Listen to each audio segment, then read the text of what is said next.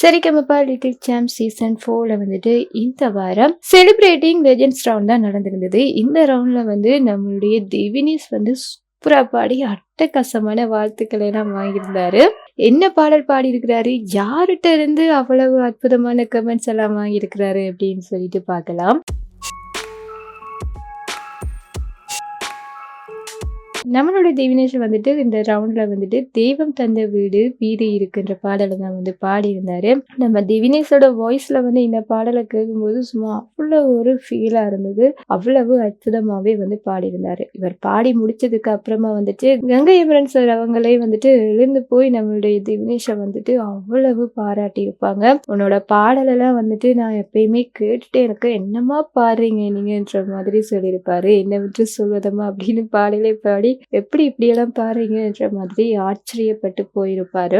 அது மட்டும் இல்லாம எல்லார்ட்டையுமே வந்துட்டு நீங்க எத்தனை வயசுல பாடுவீங்க அப்படின்னு சொல்லிட்டு கேட்க ஆரம்பிச்சிருப்பாரு. நம்முடைய ஸ்ரீனி சார்கிட்ட, சரண் சார்கிட்ட எல்லார்ட்டையுமே வந்து கேட்க ஆரம்பிச்சிருப்பாங்க. சரண் சார் மற்றும் யுகேந்திரன் அவங்க எல்லாரும் என்ன சொல்லியிருக்கிறாங்க அப்படின்னு சொன்னா, உங்களுடைய மேடை தான் வந்து எங்களுக்கு பிள்ளையார் சொல்லி போட்டது, உங்களுடைய மேடையில தான் வந்துட்டு நாங்க பாடவே ஆரம்பிச்சோம் அப்படின்னு சொல்லியிருப்பாங்க. இதெல்லாம் தாண்டி நம்மளுடைய திவினிஷை வந்து அவர் என்ன சொல்லியிருக்கிறார் அப்படின்னு சொன்னா, இந்த வயசுலயே இப்படி எல்லாம் பாடுறீங்களே, நீங்க எல்லாம் வளர்ந்தா என்ன மாதிரி பாடுவீங்க, நான் வந்து உங்களோட ரசிகன் அப்படின்னு சொல்லிட்டாரு. வேற எதுவுமே இல்ல, உன்னோட ரசிகன் நான் அப்படின்னு. நீ பெரிய ஆளா வளர்ந்ததுக்கு அப்புறமா வந்துட்டு நீ என்னோட ரசிகன் தானே, இங்க வா அப்படின்னு சொல்லி கூப்பிடணும் என்ற மாதிரி சொல்லியிருப்பாரு. அவ்வளவு ஒரு நம்பிக்கையை வச்சிருக்காரு நம்மளுடைய திவினேஷ் மேல. கண்டிப்பா திவினேஷ் வந்துட்டு ஒரு பெரிய இடத்துக்கு போவாரு இந்த இசைத்துறையில அப்படின்னு சொல்லிட்டு எங்களுக்குமே அந்த நம்பிக்கை வந்து எக்கச்சக்கமா இருக்கு. இதுக்கு அவர் இங்கேயே பிள்ளையார் சொல்லி போட்டிருக்காரு. என்ன அப்படின்னு சொன்னா, நம்மளோட திவினேஷோட நான் சேர்ந்து பாடணும் அப்படின்னு சொல்லி ஆசைப்படுறேன்.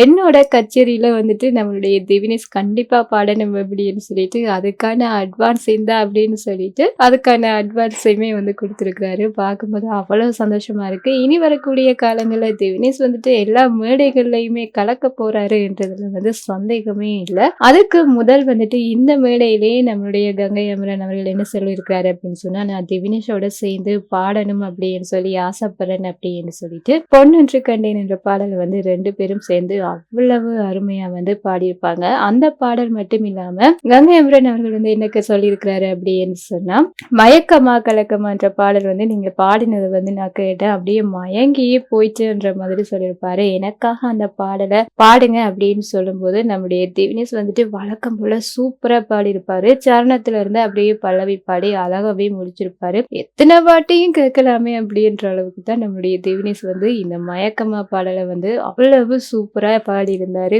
கேட்டுட்டே இருக்கணும் போல தோன்ற அளவுக்கு வெகுவாக வந்து நம்மளுடைய திவினேஷை பாராட்டி இருக்கிறாங்க. எல்லாருமே சேர்ந்து பாராட்டி இருக்கிறாங்க. அது மட்டும் இல்லாம 2 பேருமே சேர்ந்து பாடின பாடலுக்கு வந்துட்டு 2 பேருக்குமே சேர்த்து வந்துட்டு கோல்டன் இல்ல பிளாட்டினமே கொடுத்திருக்காங்க. நம்மளுடைய நடுவர்கள் பார்க்கும்போது அவ்வளவு ஒரு சந்தோஷமா இருந்தது. அவ்வளவு ஒரு அற்புதமான ஒரு மூமெண்டாக தான் இந்த ஒரு மூமெண்ட் வந்து இருந்தது. பார்த்தவங்களுக்கு கண்டிப்பா பிடிச்சிருக்கும் அப்படின்னு சொல்லிதான் நினைக்கிறேன். திவினேஷோட இந்த வாரம் நடந்த பெர்ஃபார்மன்ஸ் உங்களுக்கு எந்த அளவுக்கு பிடிச்சிருக்கு, திவினேஷுக்கு வந்துட்டு நீங்க என்ன மாதிரியான வாழ்த்துக்கள் எல்லாம் சொல்லணும் அப்படின்னு சொல்லி ஆசைப்படுறீங்கன்றதை எல்லாம் மறக்காம கமெண்ட்ல சொல்லிருங்க.